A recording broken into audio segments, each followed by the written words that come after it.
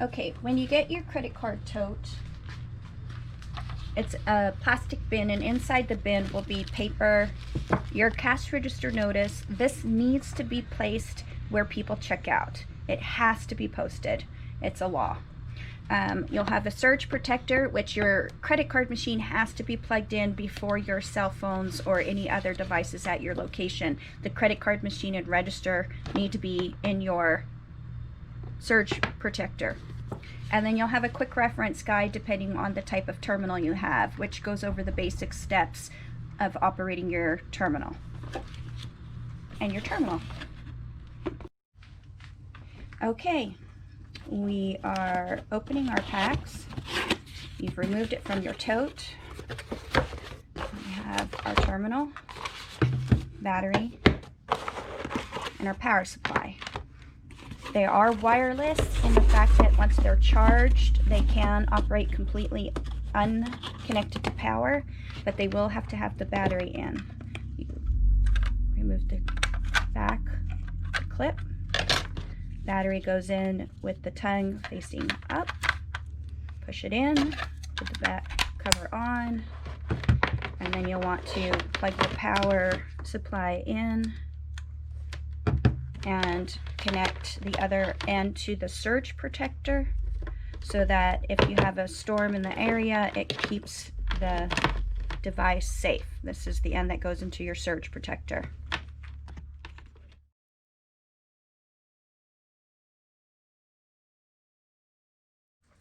Our PAX has been plugged in overnight to the surge protector, and the battery should now be completely charged. Once it's been completely charged is when you power your device on. You power it by pressing the power button.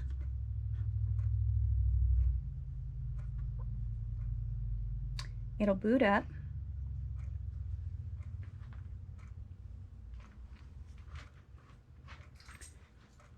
You'll get a health connection error report normally. That's normal, so it's okay.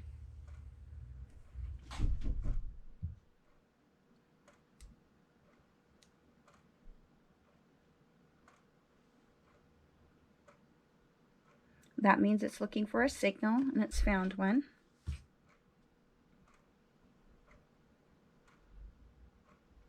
This is the health report I told you. It will always error. Okay. No paper mode is flashing up top, NPM.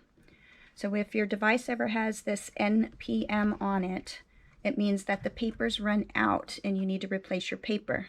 You do so by pulling the tongue forward. It's hard at this angle. Lifting it up. Grab your paper. Unroll.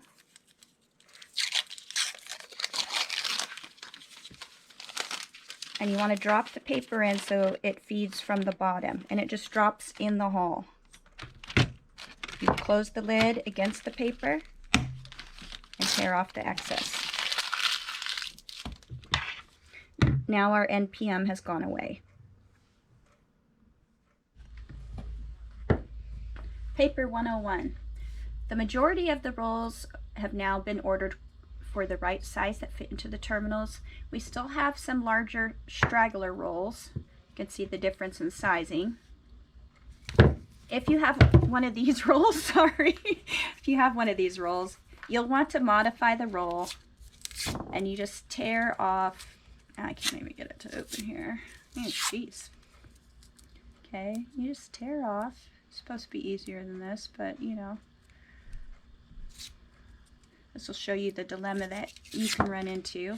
You just tear off lengths of paper till the roll has been modified till it fits into the terminal. Yes, you're going to have to throw this paper away. Yes, it's a waste. But at the time, the paper was cheaper than ordering the smaller rolls, and they've since changed the pricing.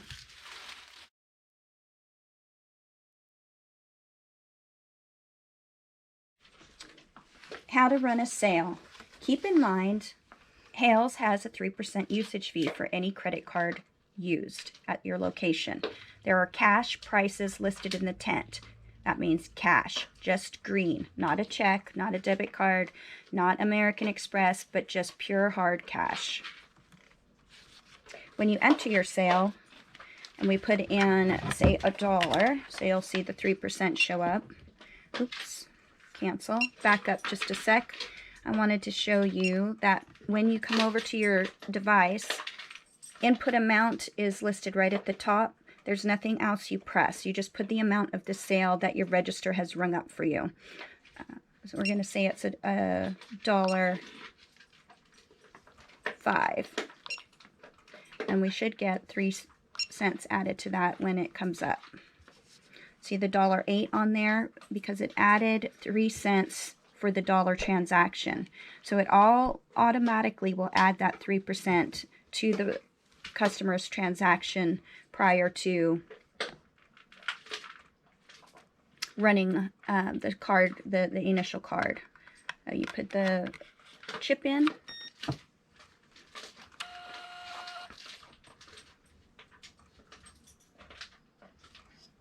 And depending on your signal strength, this will go really fast or really slow.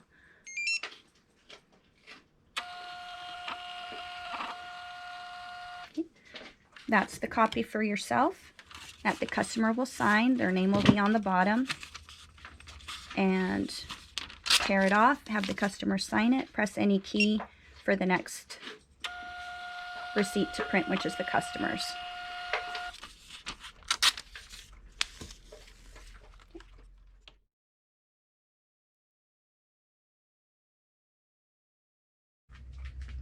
Okay, your customer, you had your paper in wrong or something happened, you ran out of paper and you need to reprint the credit card receipt.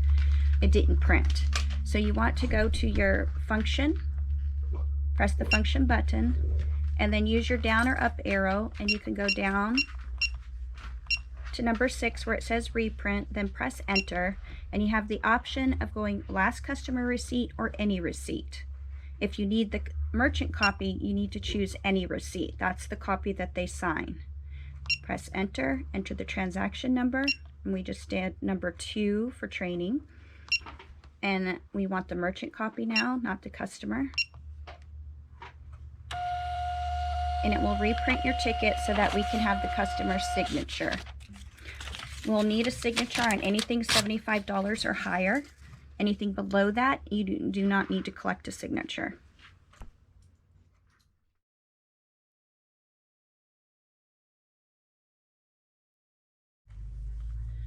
If you enter the wrong amount or need to void a sale, if you go to your quick reference guide, you'll see void a sale. And you just follow the steps. Press your down arrow on the input amount screen. This is the input amount screen. Press the down arrow. You'll see V sale, and it says to press enter. Press enter. And your password is always going to be the date that you're currently on. Today is 05. The whole date. You need all 8 digits. 0 placement holders. So for June, you would need 06. When you get into July, and it's a singular day, like the 1st, 2nd, 3rd, or 4th, you'll also need a placeholder. So it would be 07, 01, and then the 2020. We can enter the transaction we want to void. I'm going to void transaction 2 and press enter, and it will bring up my sale and let me confirm, is that the sale I really want to void? And at that time I can enter, and then it wants the card that I used to be swiped. Now if your customer has left and the card is still not there, you're going to need to call me, and it does actually want it swiped at this time. And last 4 digits.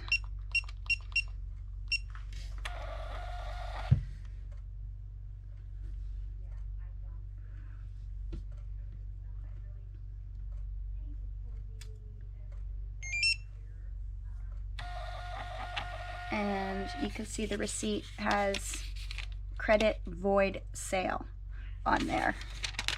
That's the slip the customer will sign that you keep. Customer signature goes right there. Anything we put on the customer's card, as in a return, or anything we take off the customer's card, as in a sale, they have to sign and acknowledge. Press any key, and you'll get the customer's copy proving it was voided. If they've left your location and you find out that you have a sale in your report before batching, say you had a $50 sale and you added a 0, or a $100 sale and you added a 0, or any sale amount where you added too many zeros and you know you didn't have a large ticket item that day and we need to void it, give me a call. My numbers are on the bottom of the quick reference guide. You can call the toll-free number or text me directly or give my cell phone a call. I'll need to walk you through voiding that out, and then I will get a hold of the whole credit card number so we can run it for the correct amount.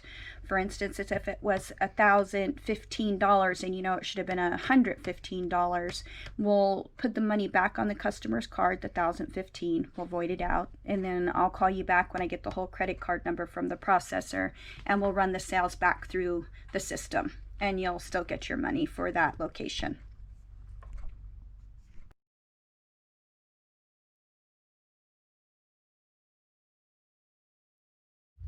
Next, we're going to go over the report function. If you're not sure a sale went through, you can always press your function and number 1 for report. If I go function, press number 1, it will begin printing. This will tell you what is sitting in your terminal at any time. So instead of swiping somebody's card over and over, or running and say, well, Penelope, I ended up with 3 sales because I ran out of paper, I didn't know it went through. You put your paper back in, you run the report. If the sale is listed, you look at your report. We have some sales in here and some voids because we've been running training videos. You can see the different sales I have in here. If they're a sale, sale, void sale, void sale, sale. You'd be able to see if that customer's card had gone through. So whatever transaction at that point needed to be reprinted, oh, number 5 was the one that went through. I didn't know because we ran out of paper. Then you would just go back to the reprint function we did earlier.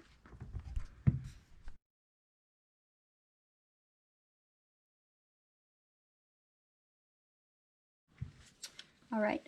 There's more to the report function than just verifying what's in your terminal. Again, we went over, you can use it to see if a sale was captured and to reprint any one of the transaction numbers here at any time. At the end of the day, before you batch, I strongly recommend you run a report and make sure that all the sales that have been captured need to be transmitted.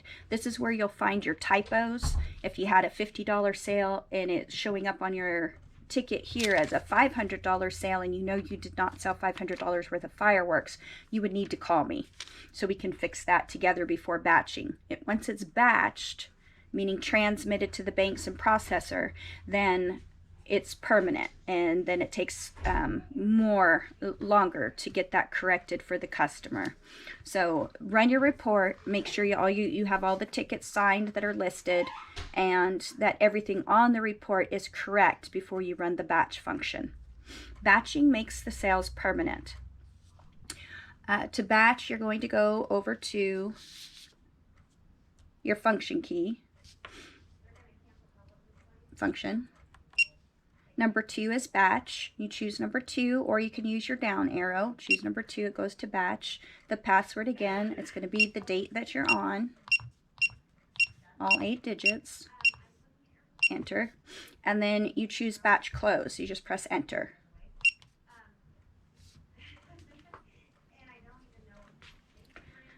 Batching your machine makes our sales go to the bank. So until we batch, the sales sit in your terminal and do not get deposited to the bank. Yes, you have to batch every close of business every day. If you have no sales, you're not going to be able to batch. There'll be nothing to transmit to the bank. I've had people call me before and tell me that their machine won't batch. Misunderstanding when I say batch every day. You have to be able to batch a sale. For instance, if you look at these 2 reports, I put 2 sales in, I took 2 sales out, and then I had to go put 5 cents in so I could clear the machine because it will not transmit a 0 report. If you run a 1 penny test transaction for the season when you first get your machine, please don't go void it. It ends up costing Hales 50 cents for the sale to go through, the sale to be voided. Just take a penny if you need that penny from the drawer.